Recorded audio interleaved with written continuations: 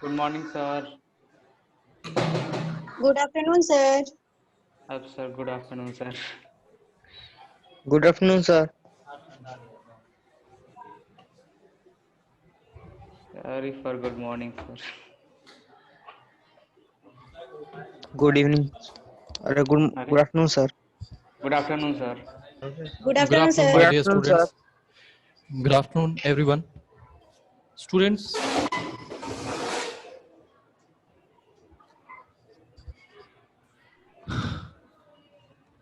उस दिन हम लोग कंटिन्यूअस ग्रुप की बातचीत कर रहे थे। इसमें प्रेजेंट कंटिन्यूअस, पास्ट कंटिन्यूअस और फ्यूचर कंटिन्यूअस तीनों को हम लोग एक ही साथ पढ़ रहे थे। माय डियर्स, हमने आपको बताया भी था कि present continuous plus helping verb plus V4 plus object, यही कंटिन्यूअस का फॉर्मेशन होता है। अगर आप प्रेजेंट में इसको लेना चाहते हैं तो इज एम आर यहां लगाना होगा। इज एम आर ये प्रेजेंट के लिए हो जाएगा। आप वाज वर लगा देते हैं तो ये पास्ट के लिए हो जाएगा। विल भी लगा देते हैं, फ्यूचर के लिए हो जाएगा। तो स्टूडेंट्स, इसके कुछ सेंटेंसेस मैं बोल रहा हूं, आप ध्यान से सुनेंगे, क्योंकि सुनने से भी बहुत सी चीजें हमको आ जाती हैं। तो अगर इजेमार का प्रयोग करके, बिफोर का प्रयोग करके सेंटेंसेस हम बनाते हैं तो प्रेजेंट कंटिन्यूअस टेंस में चला जाता है। हिंदी वाक्य के क्रिया के अंत में रहा है, रही है, रहे हैं इत्यादि आता है। जैसे I am teaching you English grammar, you all are reading grammar, they are misbehaving with us, I am doing my work, she is sleeping till the day।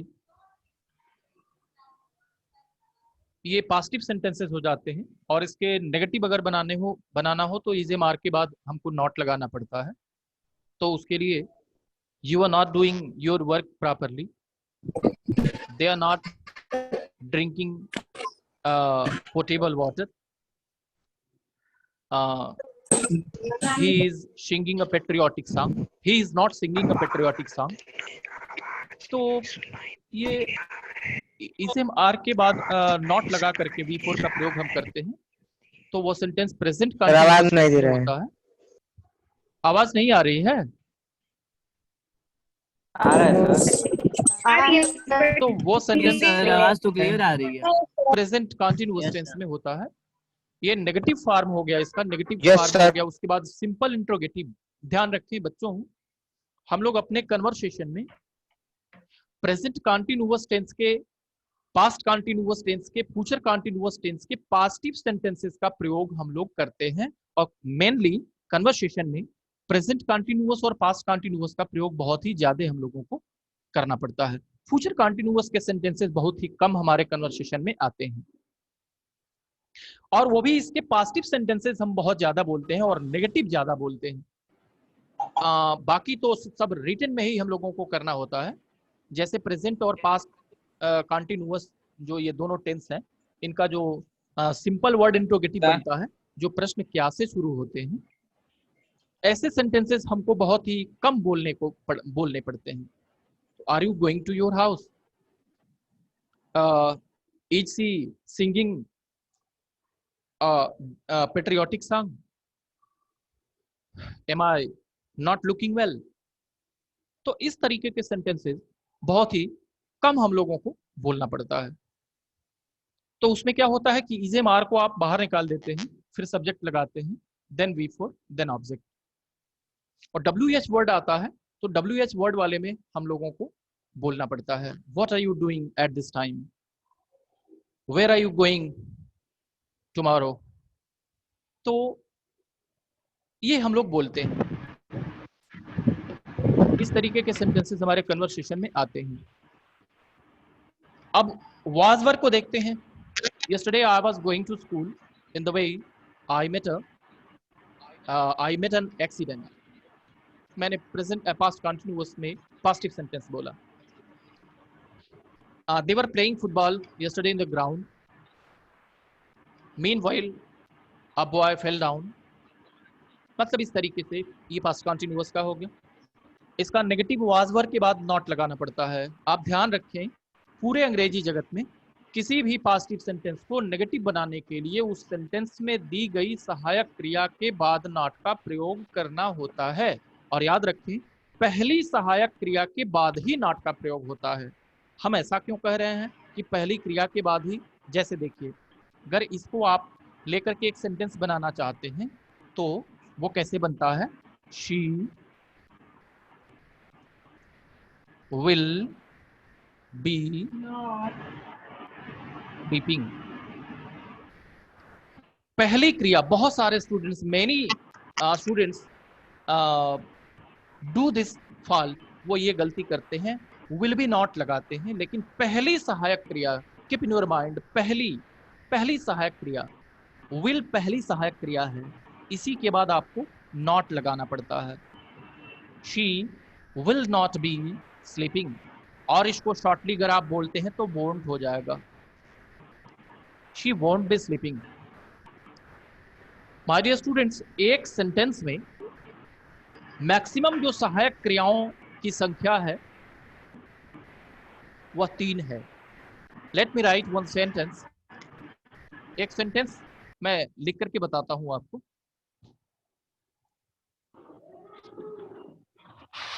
They will have been leaving। एक sentence, I have written a sentence here. बच्चों ध्यान से आप देखेंगे, मैंने आपको क्या बताया, एक सेंटेंस में मैक्सिमम जो नंबर ऑफ हेल्पिंग वर्ब्स होती है वह 3 होती है। 3 से ज्यादा क्रिया नहीं आती है। कौन सी? सहायक क्रिया। आप देख रहे हैं, एक विल, एक हैव, एक बीन, ये तीनों सहायक क्रियाएं हैं और इनकी मुख्य क्रिया है लीविंग। तो सहायक क्रियाएं क्या करती हैं? मुख्य क्रियाओं की सहायता करती हैं। तो ये तीनों सहायक क्रियाएं हैं। अब इससे अधिक सहायक क्रिया किसी सेंटेंस में नहीं आती। अब मैं आपको नेगेटिव सेंटेंस के बारे में बताना चाहता हूं कि मैंने बताया कि किसी भी सेंटेंस को जो पॉजिटिव फॉर्म में है उसको नेगेटिव में ले जाने के लिए उस सेंटेंस में आई हुई पहली सहायक क्रिया के बाद नॉट का प्रयोग कर देते हैं। तो there must not be any confusion while you are going to change the sentence from positive into negative। Positive से नेगेटिव बनाते समय आप ध्यान रखेंगे कि पहली सहायक क्रिया के तुरंत बाद नॉट का प्रयोग कर देना है। पहली सहायक क्रिया के बाद मतलब विल के तुरंत बाद आप नॉट का प्रयोग कर देंगे, यहां पर इसको लगा देंगे। अब नेगेटिव सेंटेंस बन जाएगा they will not have been living here. My dear students, मैं आपसे जानना चाहता हूं कि क्या आपको ये बात याद रहेगी? Yes sir. क्या मैंने बताया आपको? मैंने क्या बताया? सहायक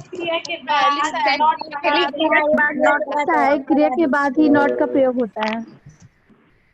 किस सहायक क्रिया के बाद? पहली सहायक क्रिया के बाद। और बेटे हाँ, बहुत अच्छा। और एक बात और बताओ, एक सेंटेंस में जो मैक्सिमम सहायक क्रियाएं आती हैं वो कितनी होती हैं? 3। सर 3। हाँ बिल्कुल राइट आंसर। हमने आपको एग्जाम्पल भी लिख करके बताया है। इससे अधिक सहायक क्रियाएं किसी सेंटेंस में नहीं आती हैं, इससे कम ही नहीं होंगी। आती हैं। हाँ, नहीं आती हैं। अगर एक क्रिया आई है तो उसके बाद आप नॉट लगा देंगे, दो आई है तो पहली वाली के बाद ही नॉट लगाएंगे। जैसे दो क्रियाओं को देखिए, दो सहायक क्रियाएं एक साथ कैसे आती हैं, आप देख सकते हैं। I will have future perfect. to ask a question. I will have to ask a question.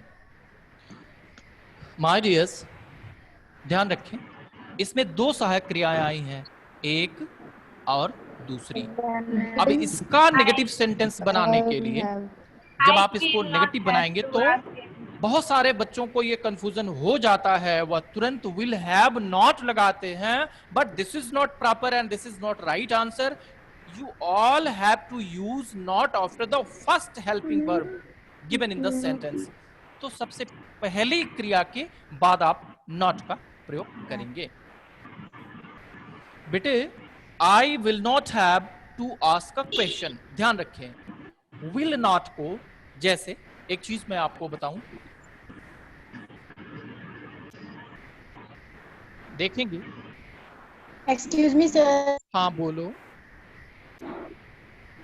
Sir आपने जो ये रूल बताए हैं वो सिर्फ कंटिन्यूअस में ही फॉलो नहीं बेटे, मैं आपको ये तो कंटिन्यूअस में बता रहा था, लेकिन मैं आपको ये बता रहा था कि अगर किसी भी सेंटेंस को पॉजिटिव से नेगेटिव में आप चेंज करना चाहते होंगे, ध्यान रखिएगा, चेंज करना चाहते होंगे, ट्रांसफॉर्म नहीं, चेंज करना चाहते होंगे, तो उसके लिए आपको क्या करना होगा, वो चाहे प्रेजेंट कंटिन्यूअस हो, चाहे वह प्रेजेंट परफेक्ट हो, चाहे वह पास्ट परफेक्ट हो, चाहे फ्यूचर परफेक्ट कंटिन्यूअस हो, किसी तरीके का कोई सेंटेंस अगर आपके सामने आता है और वह पॉजिटिव मोड में है, उसे नेगेटिव मोड में ले जाने के लिए उस सेंटेंस में दी गई सहायक क्रिया के तुरंत बाद आप नॉट का प्रयोग कर देंगे, तो वह सेंटेंस नेगेटिव मोड में चेंज हो जाएगा।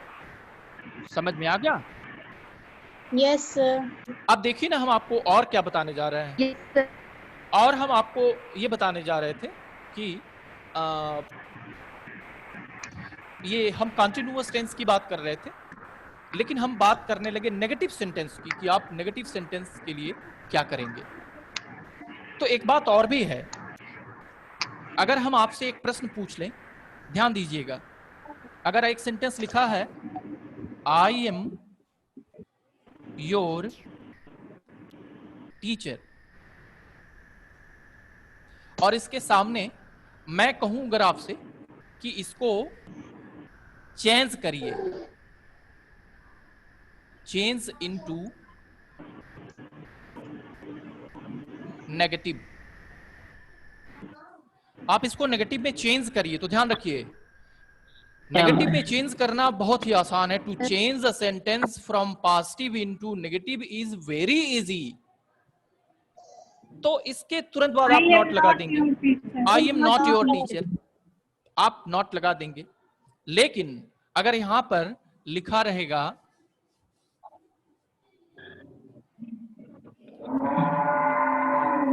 ट्रांसफॉर्म इनटू नेगेटिव, नेगेटिव में इसको ट्रांसफॉर्म करना है, तो ट्रांसफॉर्म करने का रूल जो है वो ट्रांसफॉर्मेशन जब आप पढ़ेंगे तब मैं आपको बताऊंगा। तो ध्यान रखिए, बोलने वाले के सेंटेंस पर आप ध्यान रखिए कि वो क्या बोल रहा है, वो चेंज करने के लिए कह रहा है कि ट्रांसफॉर्म करने के लिए कह रहा है। अगर इस सेंटेंस को ट्रांसफॉर्म करेंगे तो बिल्कुल ही सेंटेंस बदल जाएगा। क्या ट्रांसफॉर्म करेंगे तो हो जाएगा आई एम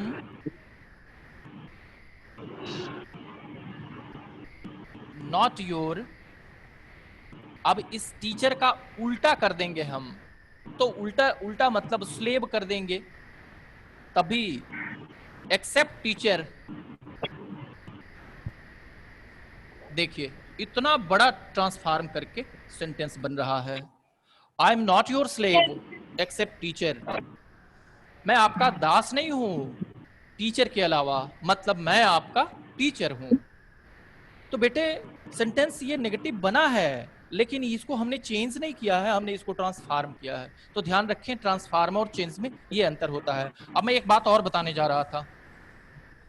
हम लोग राइटिंग करते समय एक फॉल्ट करते हैं, जैसे वो क्या फॉल्ट है आपको मैं बताता हूं।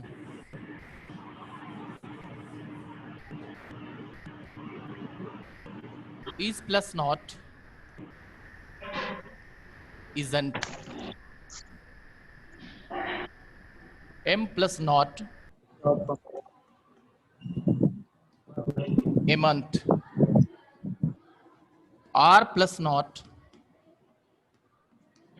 aren't। बच्चों ध्यान से सुनो और देखो मैं क्या लिख रहा हूं। do plus not, don't, does plus not, doesn't, did plus not, didn't या didn't, has plus not, haven't, hasn't, have plus not, haven't,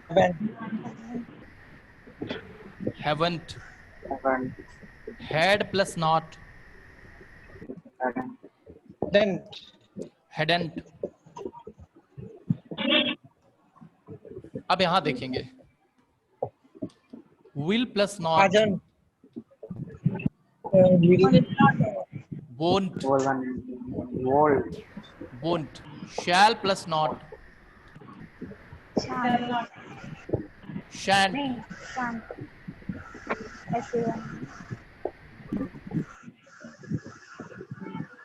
would plus not, wouldn't,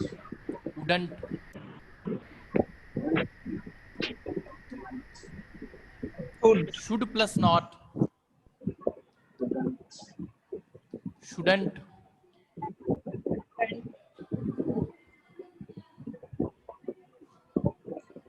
may plus not, Might. No, sir. mayn't, Mayn't.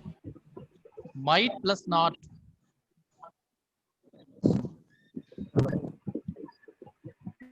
mightn't।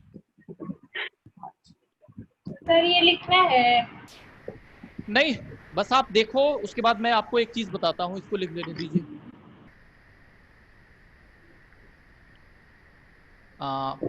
Can plus not, Can't. can't, could plus not, couldn't। अब मैं बाकी बोल देता हूं, जगह नहीं है। Can, may, might, can, could, उसके बाद नीड, वो भी लिख ही देता हूं, दिखाई दे रहा है। Need plus not, needn't, ought plus not, oughtn't,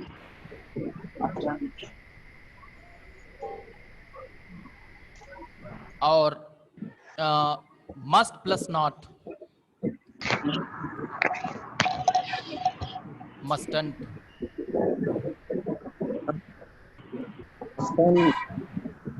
एक बच गया है, used plus not, used। 2 4 6 8 10 11, एक और छूट गया है क्या कोई? हाँ, dare, dare plus not, daren't, dare plus not, daren't. My dear students, मैं आपको इतना लिख करके क्या बताना चाह रहा था? मैं बताना ये चाह रहा था कि भाषा में दो स्थितियां आती हैं, एक बोलने वाली और एक लिखने वाली। ध्यान रखें, लिखना बहुत बड़ा प्रमाण होता है, उसमें फॉल्ट नहीं होना चाहिए। तो while you are writing a story, while you are writing an application, while you are writing a letter, while you are replying a question, You must not use at any cost, you must not use these form of verbs. आप समझ गए मैं क्या बोलना चाह रहा था? Yes sir, writing में ये यूज नहीं करना है। नहीं करना है, नहीं करना चाहिए। हम लोगों को राइटिंग करते समय इनका प्रयोग नहीं करना चाहिए। These are only for spoken. केवल स्पोकन इंग्लिश में इन सब का प्रयोग किया जाता है। बेटे एक सेंटेंस इस तरीके से लिख करके अगर आपसे पूछ दिया जाए, कह दिया जाए कि इसे शुद्ध करो, तो क्या करेंगे? का ये वाला फार्म लिख देंगे, बस शुद्ध हो जाएगा सेंटेंस।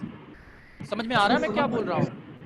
Yes sir. जैसे एक एग्जांपल हम ले लेते हैं, जैसे मैं कह दूं I don't look well, I don't look well. बेटे अगर ये कह दिया जाए करेक्ट द सेंटेंस, तो आप क्या करेंगे? I do not look well. But keep in your mind कि ये केवल रिटन में होता है, इनको नॉन एनामेलस फाइनाइट वर्ब कहते हैं। तो इस फॉर्म का, क्रिया के इस फॉर्म का प्रयोग, it will be better for you my dear students कि आप राइटिंग में ना करें। अगर करते हैं तो धीरे धीरे उसको कम करें। जैसे जैसे आप कम करते चलेंगे, याद रखिए बोलते समय इसका प्रयोग करना है और लिखते समय इसका प्रयोग करना है। दिल्ली को जाते हुए देखा। क्या बेटे? दिल्ली को जाते हुए देखा। मैंने बिल्ली को जाते, एक बार और बोलिए।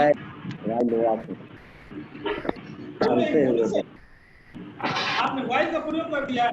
हाँ बोलो। आप क्या बोले हैं? आप क्या बोले हैं? भाई हम टहल रहे थे। मतलब बेटे क्या पूछना चाहते हो?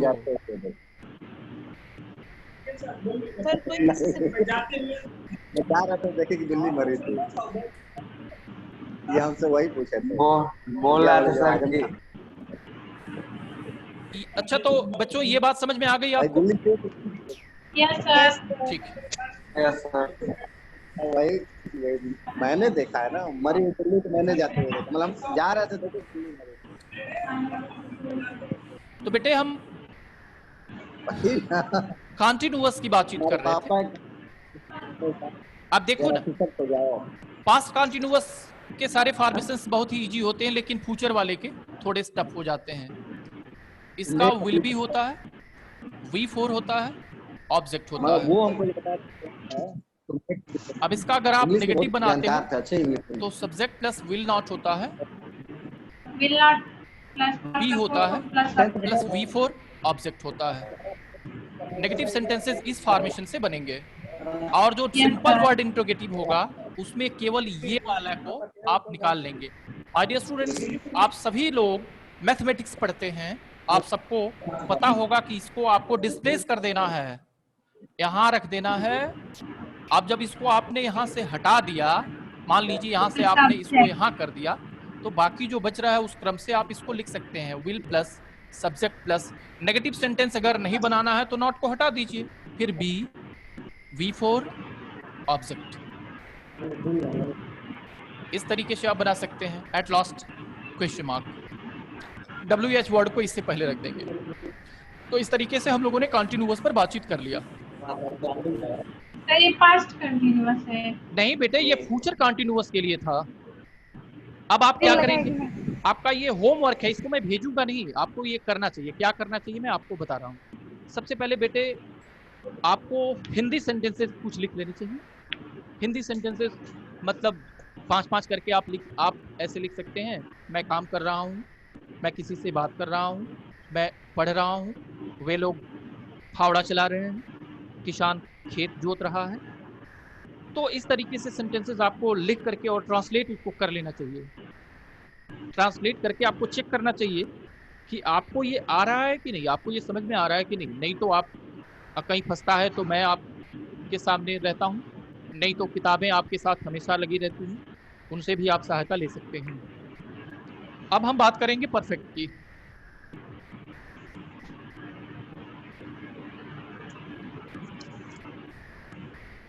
परफेक्ट की बात करेंगे।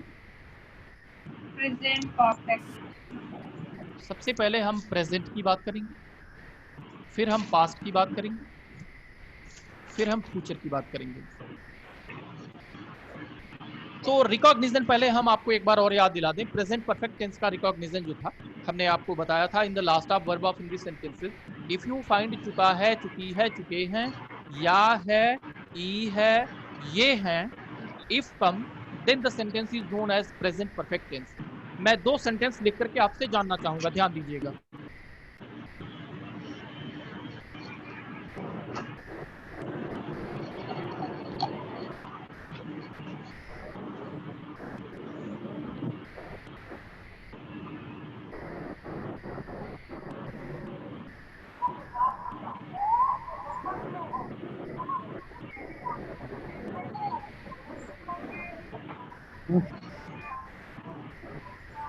माय डियर्स, मैं जानना चाहूंगा इन दोनों सेंटेंसेस में क्या अंतर है और ये दोनों सेंटेंसेस किस किस टेंस के हैं, बताइए।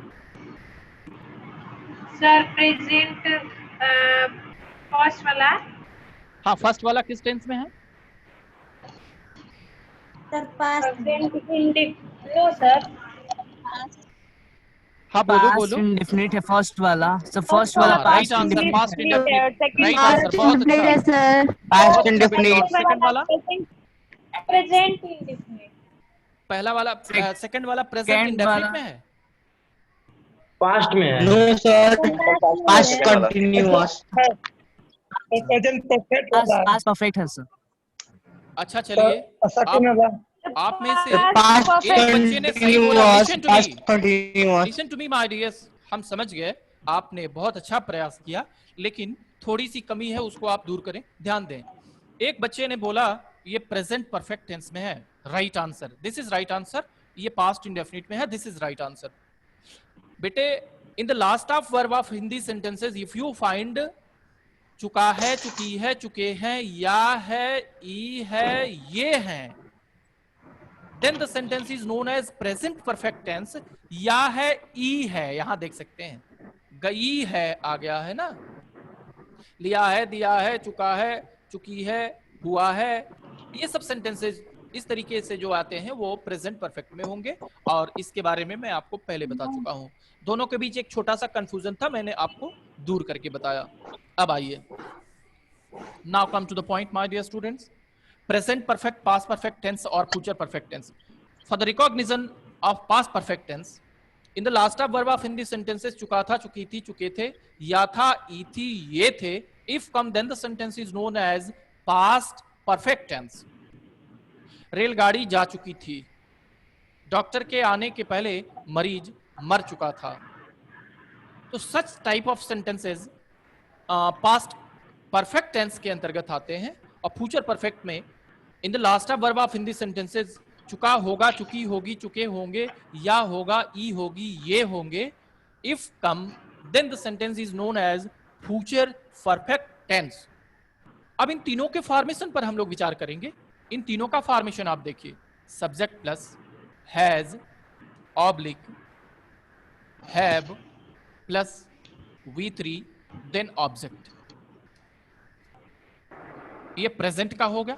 पास्ट का subject plus had plus V3 plus object, ये पास्ट का हो गया। और फ्यूचर का subject plus will have plus V3 plus object, ये फ्यूचर का हो गया। बेटे, यूज योर कॉमन सेंस। अगर आप अपना यूज करते हैं, कॉमन सेंस लगाते हैं, तो बहुत ही इजी है इसको समझना। क्या इन तीनों प्रकार के सेंटेंसेस में, चाहे वो प्रेजेंट परफेक्ट टेंस का सेंटेंस हो, पास्ट परफेक्ट टेंस का सेंटेंस हो, फ्यूचर परफेक्ट टेंस का सेंटेंस हो, तीनों में सिर्फ एक ही भिन्नता है, बाकी सब समानताएं हैं। ये देखिए, सब्जेक्ट सब्जेक्ट सब्जेक्ट, ये पहली समानता हो गई। तो सब्जेक्ट तीनों में होगा, V3 और V3। मीन्स परफेक्ट टेंस में क्रिया की थर्ड फॉर्म का यूज किया जाता है। थर्ड फॉर्म का प्रयोग किया जाता है और ऑब्जेक्ट तो सब में होगा। तो माय डियर्स, अब अंतर क्या है? सिर्फ और सिर्फ हेल्पिंग वर्ब का, सिर्फ और सिर्फ हेल्पिंग वर्ब का। अगर एक सेंटेंस में, एक sentence, late me right a sentence, I have done my work. यह सेंटेंस प्रेजेंट परफेक्ट टेंस में है क्योंकि इसमें हमने हैव का प्रयोग किया है, आई हैव और डन, थर्ड फॉर्म। इस सेंटेंस को आप पास्ट में ले जाना चाहेंगे तो आप बहुत ही ऐड कर देंगे। I had done हाँ my बेटे, work. बहुत ही छोटा सा कार्य आपको करना है, हैव के जगह केवल हैड लगा देंगे। सेंटेंस पास्ट टेंस में चला जाएगा, पास्ट परफेक्ट में चला जाएगा, आई had done my अब I will have done my work. इसमें विल हैव हो जाएगा, विल हैव हो जाएगा। Future. अब बच्चों एक बात है, एक बात मैं आपसे शेयर करना चाहूं, एग्जामिनेशन में कुछ ऐसे टेढ़े मेढ़े सेंटेंसेस आ जाते हैं फिलअप करने के लिए, भरने के लिए, जहां पर आप कंफ्यूज हो जाते हैं। उसका एक पॉइंट मैं आपको याद दिलाना चाहूंगा, ध्यान दीजिएगा। एक सेंटेंस आता है भरने के लिए, सी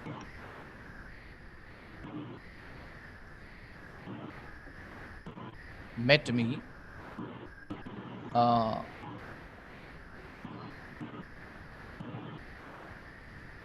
previous day in evening और यहां पर has, have, has, have, had, will have।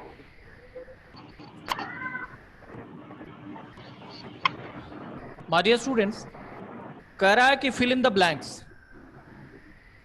choose a suitable word from the given words। इनमें से आपको एक शब्द सुटेबल जो होगा वह चुन करके आपको यहाँ रख देना है। had, आप बताएं कि हमें क्या भरना चाहिए। Had sir. अच्छा ये बताएं, आपने कैसे पहचाना कि, लिशन, आपने कैसे पहचाना कि हैड ही भरेंगे? प्रीवियस दे दिया है, प्रीवियस डे दिया है। Previous day result. So God sake my dear students, मैं आपको बताऊं कि बहुत सारे स्टूडेंट्स यहीं पर कंफ्यूज हो जाते हैं, उनको पता नहीं चल पाता है कि यहाँ पर हैज भरेंगे कि हैड भरेंगे। तो यहाँ पर हैड ही भरेंगे। This is right answer which I found from you, और बहुत बहुत धन्यवाद आपको इसके लिए कि आपको सेंटेंस पहचान में आ गया। प्रीवियस डे की बात हो रही है, कल की बात हो रही है, यानी कि सेंटेंस पास्ट में है, इसलिए यहाँ पर हैड भरेंगे। तो ये एक छोटा सा कंफ्यूजन था, बहुत ही अच्छी बात, अच्छा लगा। अब बेटे आप इसका अंतर तो समझ ही गए। अब देखिए ना, हम थोड़ा एग्जाम्पल ले लेते हैं। इसका 4 तरीके का सेंटेंस प्रेजेंट परफेक्ट का बनता है, 4 तरीके का पास्ट परफेक्ट का, और फ्यूचर परफेक्ट का 4 तरीके का। कैसे? पहले मैं प्रेजेंट की बात कर लूं, प्रेजेंट परफेक्ट की। जैसे मैं कह दूं I have bought a cycle today, she has done her work, my mother has cooked pasta today, Mrs. Mamta madam has announced today about the coming days। तो ये प्रेजेंट परफेक्ट का पास्टिव sentence हुआ। अब इसका नेगेटिव अगर बनाना होगा तो has have के बाद आपको नॉट लगाना होगा।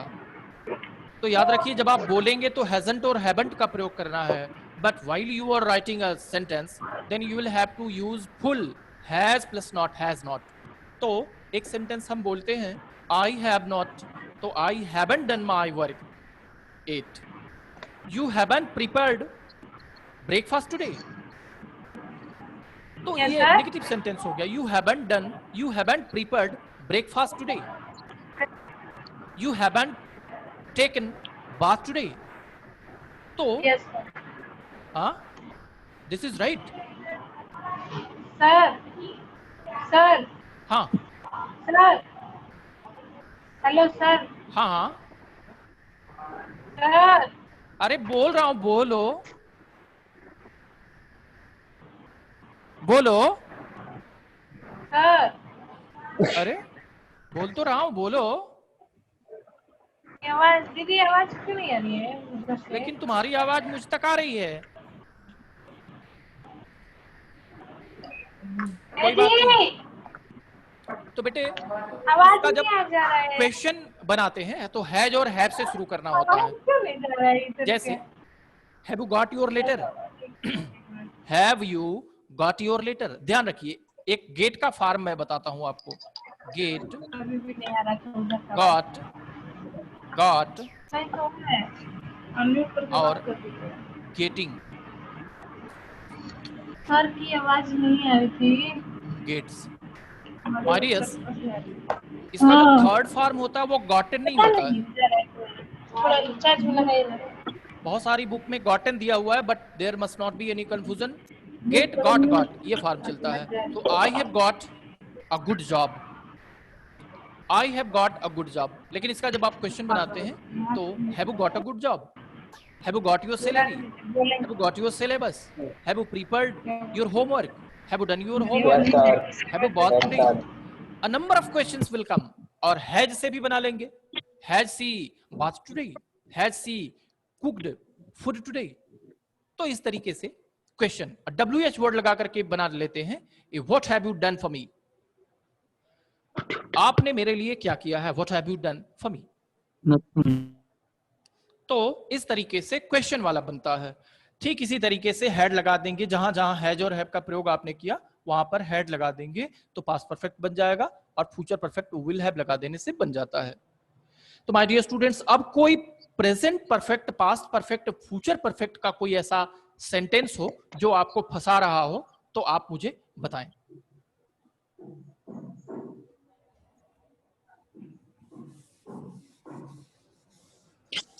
है कुछ?